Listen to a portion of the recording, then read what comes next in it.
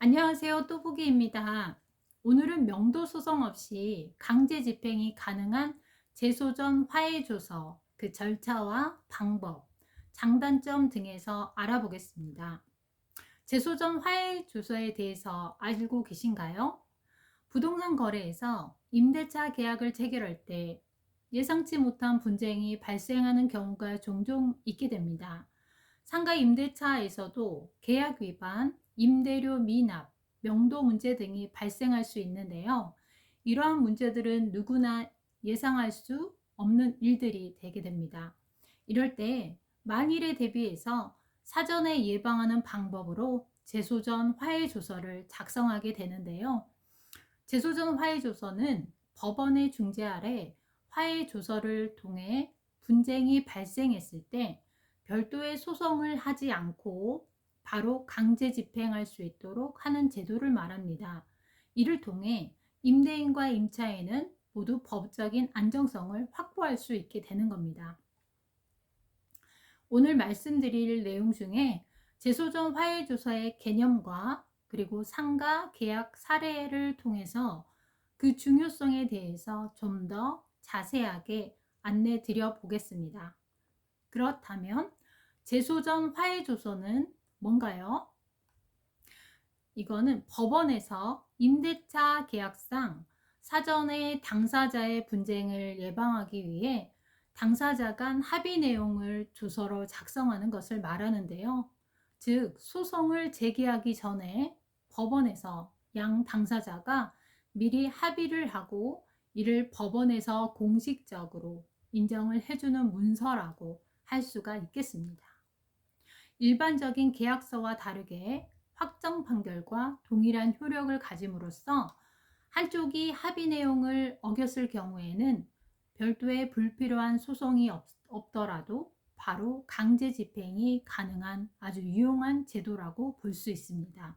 단, 임대인을 위한 법이라고 할 수 있습니다. 임대차에서 흔히 발생하는 분쟁에 대비해서 임대인이 좀 더 편하고자 준비하는 제도라고 할 수 있습니다. 그럼 어떤 경우에 활용해 보면 좋을지 또한 알아볼게요. 상가 임대차 계약에서 임차인이 일방적으로 임대료를 연체할 경우 강제 퇴거 조치를 위한 수단으로 활용할 수 있습니다. 상가 임대차는 상인법상 3개 임대차를 연체 시에 계약 갱신을 거절할 수가 있는데요. 그럼에도 불구하고 일부 임차인들은 퇴거하지 않고 명도 소송까지 가야 하는 사례들도 많기 때문입니다. 분양 계약에서 계약금의 반환, 그리고 중도금 문제 등을 해결할 때도 활용할 수가 있고요. 동업 계약이나 사업 파트너 간의 투자금을 반환하는 문제 등을 예방하는 데도 활용할 수가 있겠습니다.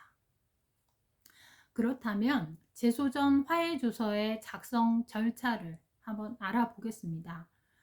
임대인과 임차인은 관할 법원, 임대차 주소지의 관할 지방법원에 화해 신청서를 제출해야 됩니다. 법원은 임대인과 임차인이 제출한 서류를 검토하고 필요할 경우 당사자들을 출석을 시켜 조정을 진행합니다. 법원에서는 쌍방 당사자 간의 합의가 공정한지 확인하고 조서를 작성하게 됩니다.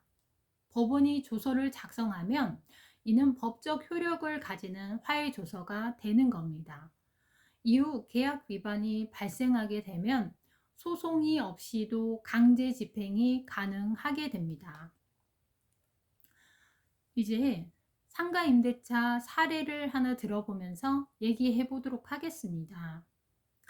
경기도 성남시에서 상가를 운영했던 임대인 영숙 씨는 임차인 홍길동 씨와 5년 임대차 계약을 체결했답니다. 계약의 내용은 월 임대차 600만 원, 보증금 4천만 원으로 계약을 체결하게 되었습니다. 하지만 임차인 홍길동 씨가 임대료를 3개월 연체하게 되면서 둘 사이에 문제가 발생하게 되었습니다. 단, 계약을 체결할 당시에 재소전 화해조서를 작성해 두었습니다. 임대인 영숙 씨는 임대차 계약을 체결할 때 법원에 제소전 화해조서를 미리 작성해 두었지요. 내용은 이러합니다. 임차인 홍길동 씨가 3개월 이상 임대료를 연체하실 경우에 계약이 즉시 해지된다. 계약이 해지되었을 경우 임차인은 7일 이내에 상가를 비워줘야 한다. 이를 이행하지 않을 경우 임대인 영숙 씨는 법적인 절차 없이 강제 집행이 가능하다. 임차인 홍길동 씨의 임대료 연체의 문제 발생 후 강제 집행이 진행되었습니다. 홍길동 씨가 3개월 동안 임대료를 미납하자 영숙 씨는 법원에 강제 집행 신청을 했답니다.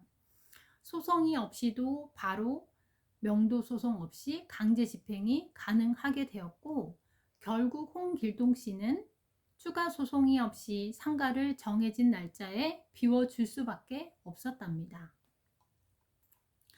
제소전 화해조서 덕분에 영숙 씨는 긴 소송이 없이 신속하게 임차인 홍길동 씨를 내보낼 수 있었고, 상가를 공실 기간이 없이 다른 임차인에게 재임대할 수 있었습니다.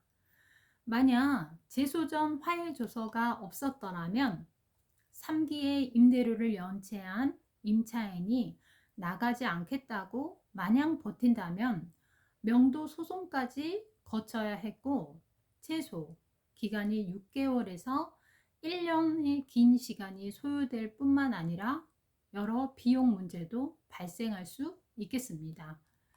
제소전 화해조서에 좋은 점만 있는 것은 아닙니다. 지금부터 장점과 그리고 단점에 대해서도 알려드릴게요. 먼저 장점은 소송이 없이 강제 집행이 가능하다는 겁니다. 시간과 비용을 절감할 수 있고 법적인 절차가 간소화된다는 점이에요. 사전에 법적으로 임대인과 임차인의 합의를 문서화함으로써 당사자 간 신뢰를 높일 수도 있습니다. 그러면 단점이 있습니다. 단점은 법원의 승인이 필요가 없습니다. 모든 계약이 제소전 화해조서로 인정되는 것은 아니고 법원의 심사를 통과해야만 가능합니다. 법원에서 절차를 진행해야 하기 때문에 일정한 비용이 발생하는데요. 당사자 간 서로 100에서 150만 원 정도의 변호사 선임비가 들 수 있습니다. 한 번 또 확정된 내용은 쉽게 변경하기 어려운 아주 큰 단점도 있습니다. 부동산 계약의 필수 요소가 되어버린 제소전 화해조서. 부동산 계약에서 분쟁을 예방하고 법적 안정성을 높이는 강력한 도구라고 볼 수 있겠습니다. 특히 상가 임대차 계약에서는 명도 소송을 피하기 위해 필수적으로 고려해야 할 요소라고 할 수 있습니다. 각자의 위치에서 다른데요. 먼저 임대인의 위치라면 임대료의 연체와 임대차 시에 발생될 계약 위반 사항 등에 대비해서 제소전 화해조서를 적극적으로 임대인은 활용해 보면 좋을 것 같습니다. 그렇다면 임차인의 위치라면 계약 시 임차인에게 불리하게 작용할 조항들이 포함이 되었는지 꼼꼼하게 확인을 하고 공정한 조건인지 신중하게 검토를 하셔야겠습니다. 부동산 거래에서 예기치 못한 문제를 예방하려면 사전에 철저한 대비가 필요하다는 것을 알겠지요. 안전한 계약을 위한다면 이제 제소전 화해조서는 필수라고 말씀드릴 수가 있겠습니다. 감사합니다. 오늘은 제소전 화해조서에 대해서 안내를 드렸는데요. 많이 부족하고 알고 있는 내용이 전부 전달이 되지는 못했지만 그래도 감사하게 끝까지 시청해 주셔서 감사합니다. 네, 오늘도 행복한 하루 되십시오. 감사합니다.